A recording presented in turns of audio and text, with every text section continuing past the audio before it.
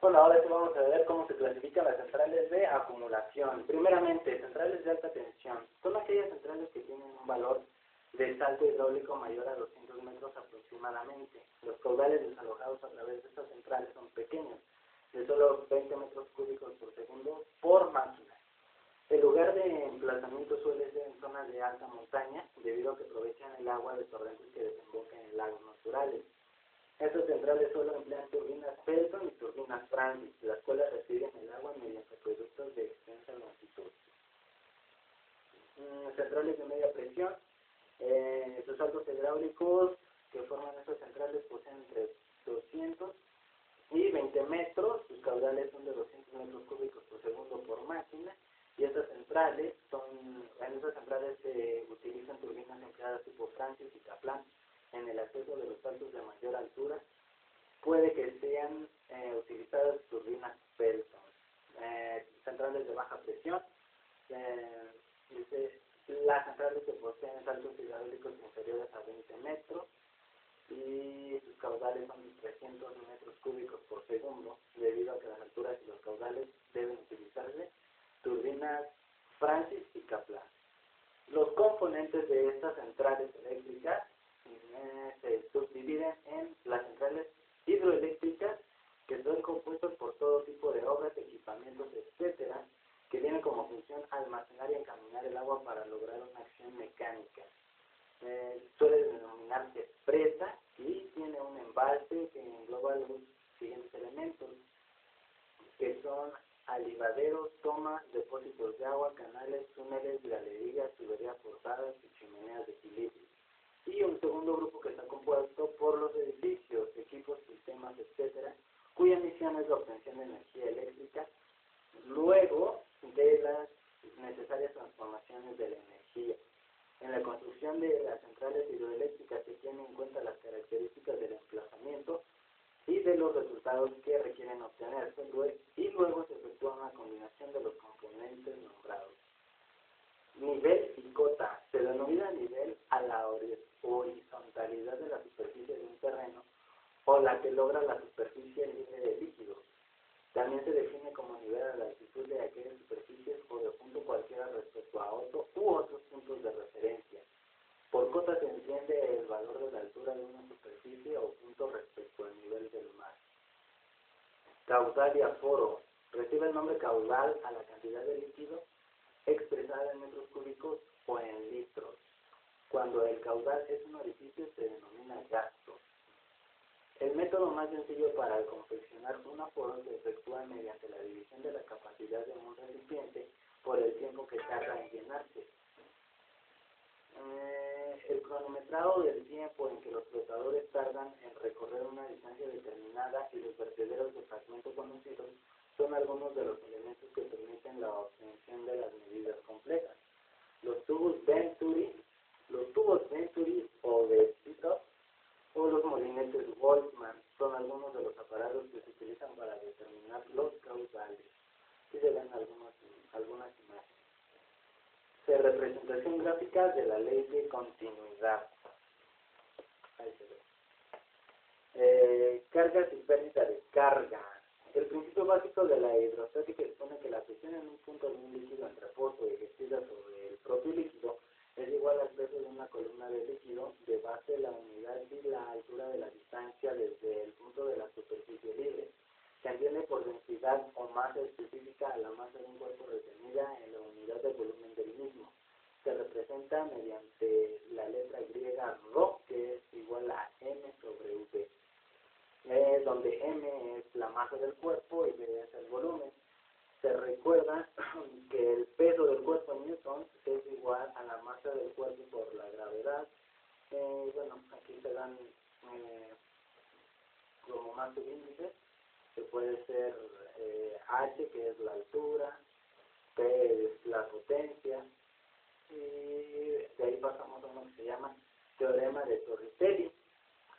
Este teorema indica que la velocidad de salida de un líquido por un orificio practicado en la pared del recipiente que lo contiene es similar a la que conseguirá un cuerpo que desciende libremente desde el nivel del líquido hasta el centro de gravedad del orificio. La velocidad de caer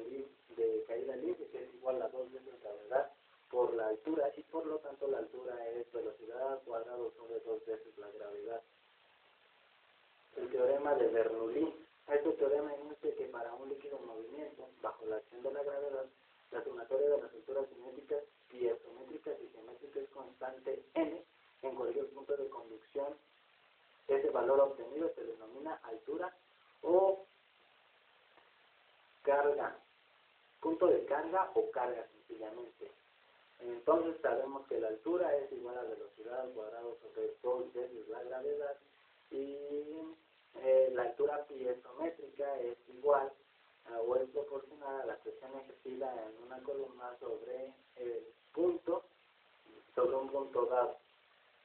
Recibe el nombre de la altura geométrica existente entre un punto teniendo en cuenta una línea horizontal como referencia. Por todo lo expuesto, el valor de la carga H no es constante, sino que se aminora a lo largo del conducto. Esta disminución recibe el nombre de pérdida de carga, J.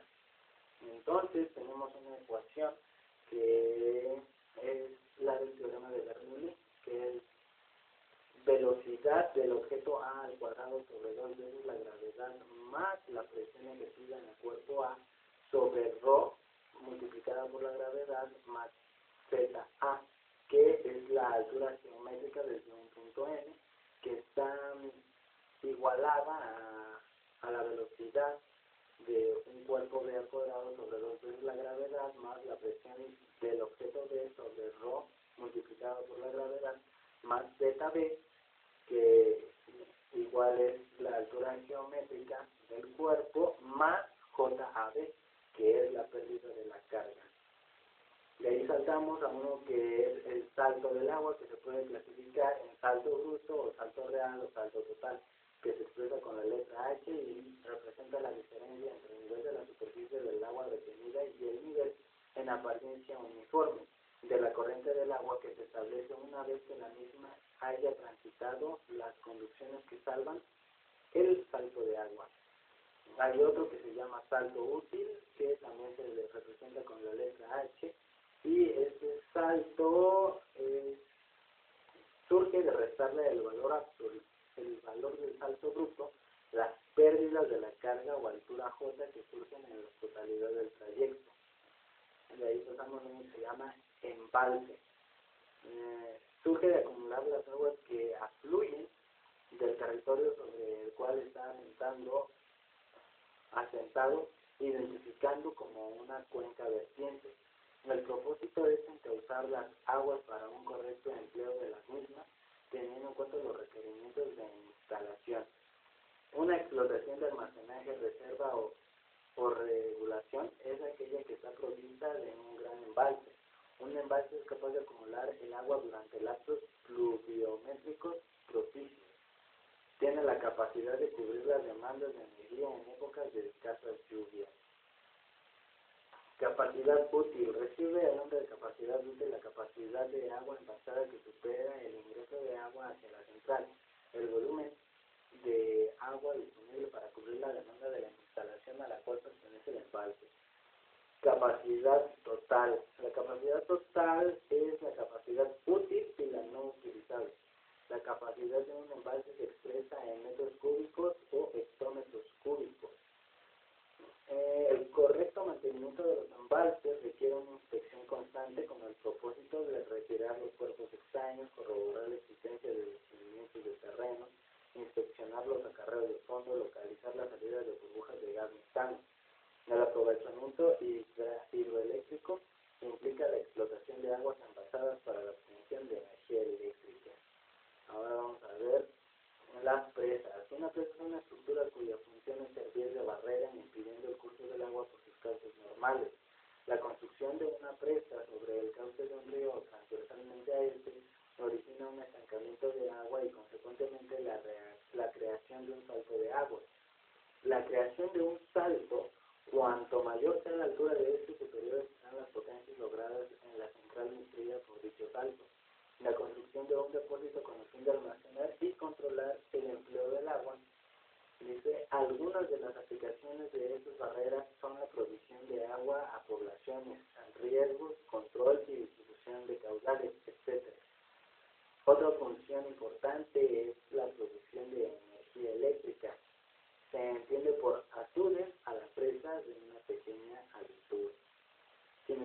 fundamento, es la base sobre la cual se apoya casi la totalidad de la presa. El terreno que compone la misma puede ser roca, pizarra, lava, etc. Y debe poseer la necesaria impermeabilidad para evitar filtraciones y subpresiones.